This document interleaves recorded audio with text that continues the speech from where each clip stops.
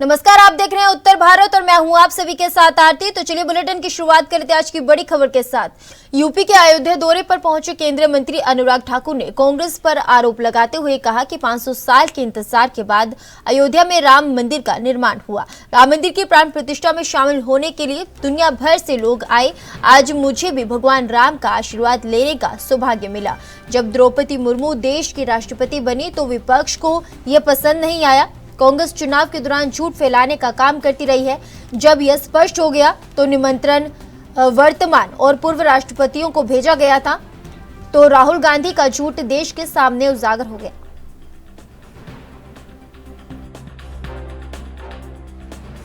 पाँच सौ वर्षों के लंबे इंतजार के बाद 100 साल से ज्यादा कोर्ट मुकदमों के बाद राम जन्मभूमि में रामलला की भव्य राम मंदिर का निर्माण हुआ है। प्राण प्रतिष्ठा समारोह में देश और दुनिया भर के लोग आए और उसके बाद भी लाखों लोगों का आना जाना रहा। आज मेरा भी सौभाग्य है प्रभु राम के चरणों में शीश झुकाकर उनका आशीर्वाद भी मिला है। तो वहीं पर मैं उन लोगों से भी निवेदन करना चाहता हूं जो राजनीति कर रहे हैं और ओछी राजनीति कर रहे हैं। जब से श्रीमती द्रौपदी मुर्मू जी देश की राष्ट्रपति बनी तब से विपक्ष के लोगों को अच्छा नहीं लगा, क्योंकि पहले मोदी जी ने एक अनुसूचित जाति समुदाय से आने वाले, गरीब परिवार से आने वाले रामनाथ कोविंद जी को देश का राष्ट्रपति बनाया। फिर उसके बाद श्रीमती द्रौपदी मुर्मू जी ट्राइबल क्षेत्र से आने वाली अनुसूचित जनजाति वर्ग की महिला, अपने काबिलियत के आधार पे वो भी यहाँ पे पहुंची। लेकिन लगातार इसको लेकर विपक्ष कोई ना कोई राजनीति करता रहा, कभी अपशब्द कहे तो कभी कुछ।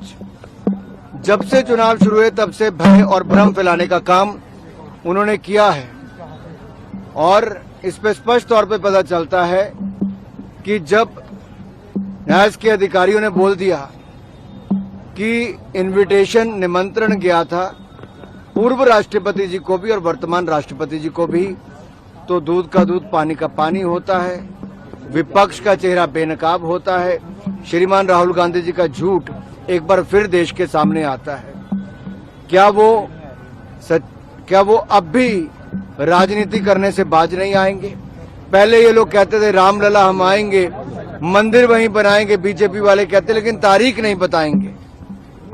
जब मंदिर बन गया, निमंत्रण की तारीख दे दी, निमंत्रण दे दिया, तो उसके बावजूद नहीं आए।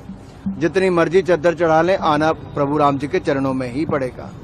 अमेठी में पहले रावत बाड्रा का पोस्टर लगता है, उसके बाद कहता है कि राहुल गांधी लड़ेंगे। अब तक ये तय नहीं हो पाया कि अमेठी में कौन लड़ेगा आखिर। कंफ्यूज और करप्ट पार्टी, उसकी यही हालत होती है। वो भ्रष्टाचार के चलते कभी अपना चोला बदलते हैं, कभी यूपीए से बदलकर इंडी गठबंधन करते हैं, कभी एक उम्मीदवार से पलट के दूसरे पर जाते हैं। ये कंफ्यूजन की स्थिति है करप्ट पार्टी। उत्तर प्रदेश के बस्ती में केंद्रीय मंत्री अनुराग ठाकुर ने कांग्रेस पर निशाना साधते हुए कहा कि विपक्ष के लोग वोट जिहाद की बात कर रहे हैं।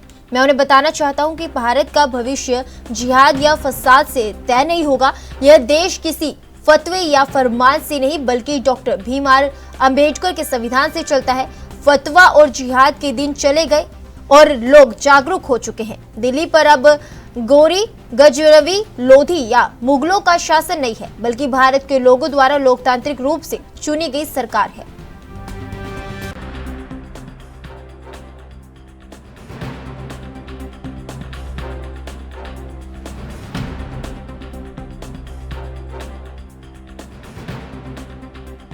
लोग वोट जिहाद की बात कर रहे हैं। ये जिहाद की बात करने वालों को मैं बोलूंगा, भारत का भविष्य जिहाद या फसाद से तय नहीं होगा। ये देश किसी फतवे या फरमान से नहीं, भारत के संविधान, बाबा साहब अंबेडकर के दिए संविधान से चलता है। नरेंद्र मोदी जी की सरकार सबका साथ सबका विकास, इसी मूल मंत्र के साथ चलती है। फतवे और जिहाद के दिन चले गए हैं। लोग जागरूक हो चुके हैं। जो लोग सोचते हैं कि यहाँ पर जाति के नाम पे, धर्म के नाम पे वोट मांगेंगे, उनका काम नहीं चलेगा। दिल्ली पर आप गौरी गजनवी, लोधी या मुगलों का शासन नहीं, भारत की चुनी हुई और भारतीयों द्वारा चुनी हुई एक लोकतांत्रिक सरकार के द्वारा होता है।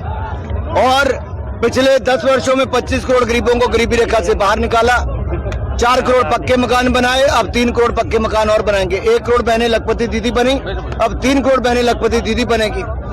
ऐसे ही 70 वर्ष से ज्यादा वालों को मुफ्त में इलाज मिलेगा तो 80 करोड़ लोगों को अनाज मिलेगा। हर तरफ विकास, विकास और विकास ही होगा। तीसरे नंबर की बड़ी अर्थव्यवस्था हमारा भारत बनेगा। लेकिन विपक्ष के लोग आज भी जाति के नाम पर देश को बांटना चाहते हैं। आज देश के लोग विकास का स्वाद चख चुके हैं, चाहे वो मुसलमान भाई बहनें क्यों ना हो, वो मोदी के साथ खड़े हैं क्योंकि विकास के साथ खड़े हैं। ट्रिपल तलाक से निजात दिलाई तो मोदी जी ने, पक्का मकान, शौचालय, दवाई से लेकर उनको स्वतंत्रता और अच्छी शिक्षा दिलाई तो मोदी जी ने। राहुल का कहना है कि संविधान में अगर भी बीजेपी SC, OBC का अगर आरक्षण किसी ने छीना और कम किया तो कांग्रेस पार्टी ने किया, चाहे वो तेलंगाना, कर्नाटक, आंध्र प्रदेश की बात हो। और SC, OBC यूपी के इटावा में समाजवादी पार्टी प्रमुख अखिलेश यादव ने भाजपा पर निशाना साधते हुए कहा कि आज दुनिया में मजदूर दिवस मनाया जा रहा है। उन्हें बीजेपी को बेरोजगारी के बारे में सोचना चाहिए। अगर भारत में 83 बेरोजगार है और किसान दुखी है, नौजवान के हाथ में नौकरी नहीं है और इस बार बीजेपी का जाना तय है।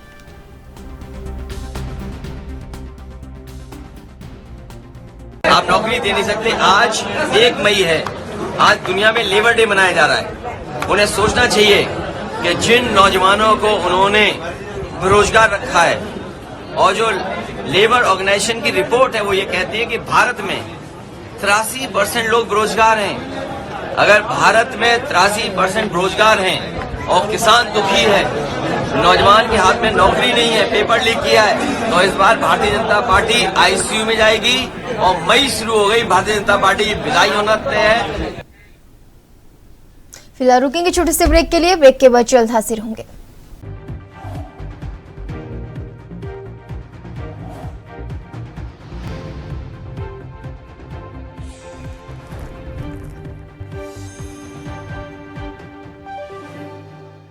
ब्रेक के बाद एक बार फिर आप सभी का स्वागत है। उत्तर प्रदेश के कौशाम्बी जिले में बुधवार को भारतीय जनता पार्टी के प्रत्याशी विनोद कुमार सोनकर ने कलेक्टर ऑफिस पहुंचकर अपना नामांकन पत्र दाखिल कर दिया। इस पर उनके साथ केशव प्रसाद मौर्य भी आए थे। इस दौरान कलेक्टर परिसर में भारी सुरक्षा व्यवस्था की गई थी। नामांकन के बाद केशव मौर्य ने विनोद सोनकर के लिए जनसभा को संबोधित कर वोट भी मांगा।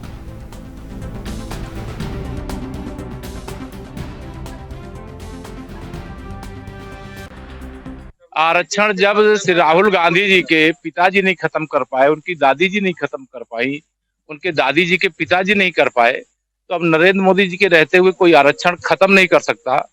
हम सब बाबा साहब भीमराव अंबेडकर के अनुयायी हैं। संविधान को साक्षी मान करके शपथ लेकर के देश प्रदेश को चला रहे हैं। 4 जून को 4 बजे 400 पार के साथ फिर मोदी सरकार के साथ एक नया भारत बनकर के खड़ा होगा। धन्यवाद। श्री अखिलेश यादव जी 2014 से अनेक प्रकार के नारे लगाए, कभी उनका नारा सच हुआ क्या? जो नारा, जो दावा भाजपा ने किया वही सच हुआ, वही सिद्ध हुआ, वही सफल हुआ। और 2024 में ही होगा जब सपा बसपा कांग्रेस का यूपी में खाता नहीं खुलेगा। भाजपा और गठबंधन हमारा एक तरफा विजय की ओर बढ़ रहा है।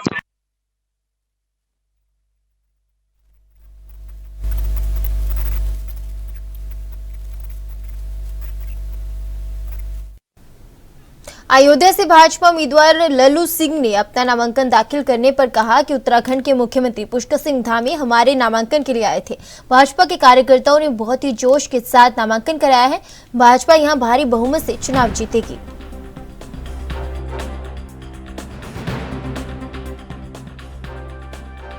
धामी जी जो उत्तराखंड के मुख्यमंत्री हैं, राष्ट्रीय नेतृत्व ने उनको हमारे नामांकन में भेजा था। भारतीय जनता पार्टी के कार्यकर्ताओं ने जोश खरोश के साथ आज नामांकन यहाँ कराया है और भारतीय जनता पार्टी यहाँ भारी बहुमत से चुनाव चिन्ह जीतेगी। कमल चुनाव चिन्ह जो है वह लाखों लाख मतों से आज चुना गया। आज राष्ट्रपति महोदया भी आ रहे हैं तो उसको लेकर क्या कहेंगे? महामहिम राष्ट्रपति अयोध्या नगरी में स्वागत है। चुनाव के कारण हम लोग के स्वागत में जा नहीं सकते, लेकिन देश का प्रथम नागरिक आज प्रभु श्री राम को नतमस्तक नवाने आ रहा है। स्वाभाविक रूप से प्रभु श्री राम जो इस देश की संस्कृति के प्रतीक भी हैं और जो जन जन के हृदय में बसे हैं, स्वाभाविक रूप से इस देश का प्रत्येक नागरिक उनके प्रति समर्पण का भाव रखता है और राष्ट्रपति महामहिम राष्ट्रपति जी भी उसी दृष्टि से हैं। 14 और 19 में अब 24 में आप चुनाव लड़ रहे हैं, क्या हैट्रिक इस बार कितनी बड़ी हैट्रिक होगी? ये तो आप निर्णय करिए क्या होगा, लेकिन हमको जो लगता है कि पूरे देश में भारतीय जनता पार्टी की किसी से लड़ाई नहीं और मोदी जी का काम, प्रभु श्री राम का आशीर्वाद और अयोध्या में विकास का जो काम हुआ है उसके कारण भारतीय जनता पार्टी भारी मतों से चुनाव जीती। तो प्रधानमंत्री जी भी आने वाले हैं अयोध्या में, इसको लेकर क्या कहेंगे? हाँ, हमको भी पता चला कि शायद 5 तारीख को आए हैं। हम लोग उनका स्वागत करेंगे। पूरे अयोध्या और आसपास के लोग अपने दुनिया के सबसे बड़े नेता इस देश के प्रधानमंत्री का स्वागत पलक पांवले बिछाकर करेंगे। खूब सुंदर स्वागत करेंगे, जोश के साथ स्वागत करेंगे। पिछले 2 जीत के बाद इस जीत को कितनी बड़ी जीत माने, किस प्रकार, कितना ऐतिहासिक होगा? देखिए, हमारा बहुत कुछ कहना। उत्तर प्रदेश में भाजपा नेता और सुल्तानपुर लोकसभा क्षेत्र से पार्टी के उम्मीदवार मेनका गांधी ने कहा कि यह एक प्रतिस्पर्धा है, लेकिन मुझे लगता है कि हम जीतेंगे। इस बार चुनौती कम है। इसके साथ ही राहुल गांधी और प्रियंका गांधी वाड्रा की अमेठी और रायबरेली से उम्मीदवारी के बारे में पूछे जाने पर उन्होंने शंका जताते हुए बताया कि नामांकन के लिए केवल 2 दिन बचे हैं। मुझे नहीं पता कि वे कब खुलासा करेंगे।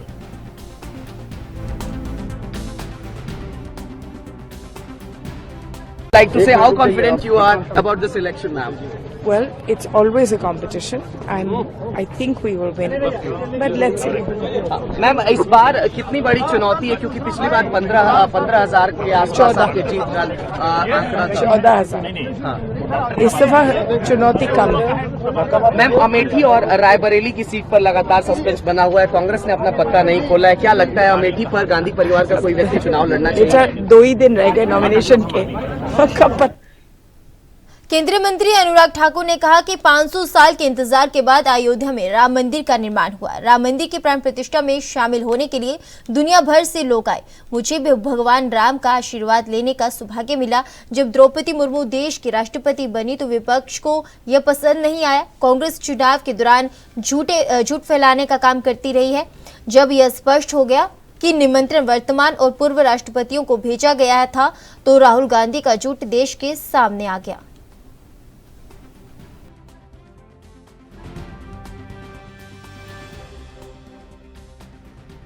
इंतजार के बाद 100 साल से ज्यादा कोर्ट मुकदमों के बाद राम जन्मभूमि में रामलला की भव्य राम मंदिर का निर्माण हुआ है।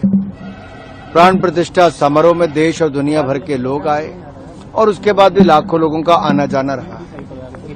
आज मेरा भी सौभाग्य है प्रभु राम के चरणों में शीश झुकाकर उनका आशीर्वाद भी मिला है।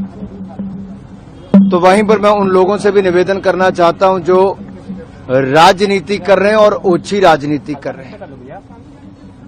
जब से श्रीमती द्रौपदी मुर्मू जी देश की राष्ट्रपति बनी तब से विपक्ष के लोगों को अच्छा नहीं लगा, क्योंकि पहले मोदी जी ने एक अनुसूचित जाति समुदाय से आने वाले, गरीब परिवार से आने वाले रामनाथ कोविंद जी को देश का राष्ट्रपति बनाया।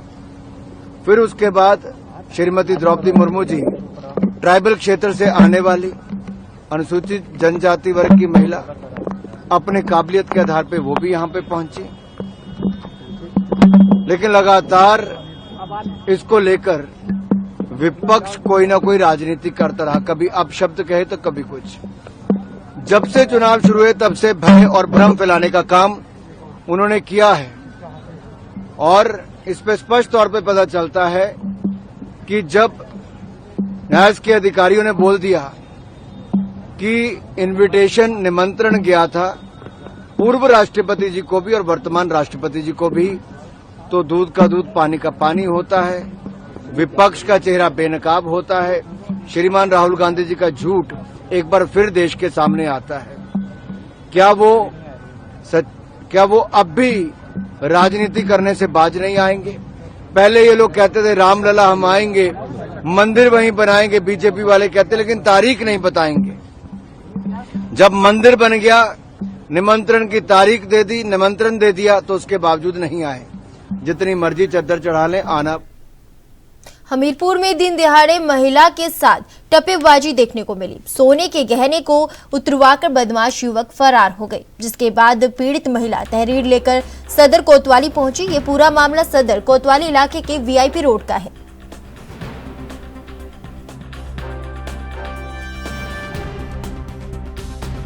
आवे और ये वो तो कहते तुम दुर्गे माँ का नाम ले और देखो अभी तुम मुट्ठी बांधो, तुम्हारे तुरंत तुम्हें माँ दर्शन देगी। वही लड़के से वो चमत्कार करने लगा। तो कहते पैसे लिए भैया? तो कहते हाँ लिए हूँ पैसा। तो कहते बहन का दे दो अपने पैसे।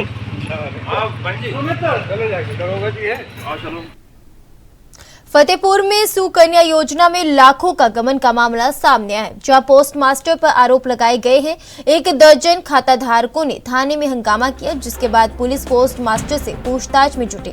बताते चले कि पोस्ट मास्टर अमर मिश्रा पर सुकन्या योजना का लाखों रुपए गबन का आरोप है कि पैसा लेने के बाद खाताधारकों के खाते में धनराशि जमा नहीं की गई। ये पूरा मामला बकेवर थाना क्षेत्र के पधारा गाँव का है।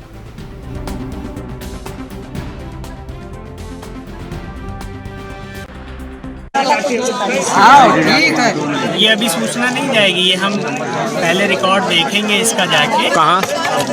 महारेसो में। अच्छा, महारेसो में देखेंगे, उसके बाद जो है खाताधारक को सूचित किया जाएगा जी। ठीक है, उसके बाद अग्रिम कार्रवाई। तो इसमें कितना समय लेंगे आप?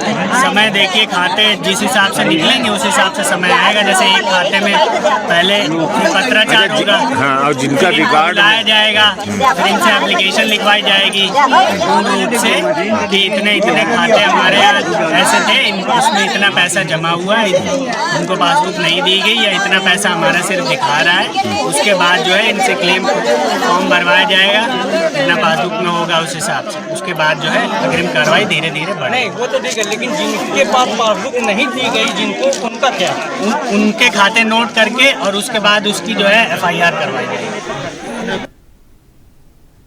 बहराइच के थाना मोतीपुर इलाके के नैनिहा गांव निवासी 5 वर्षीय मासूम के हाथ में गोला दागने का मामला प्रकाश में आया है।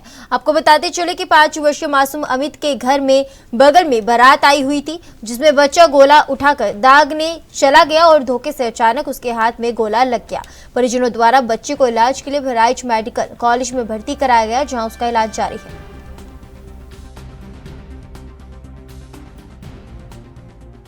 क्या नाम है तुम्हारा? अमित। कहाँ के रहने वाले हो? थाना कौन सा लग रहा है तुम्हारा? तो बताओ।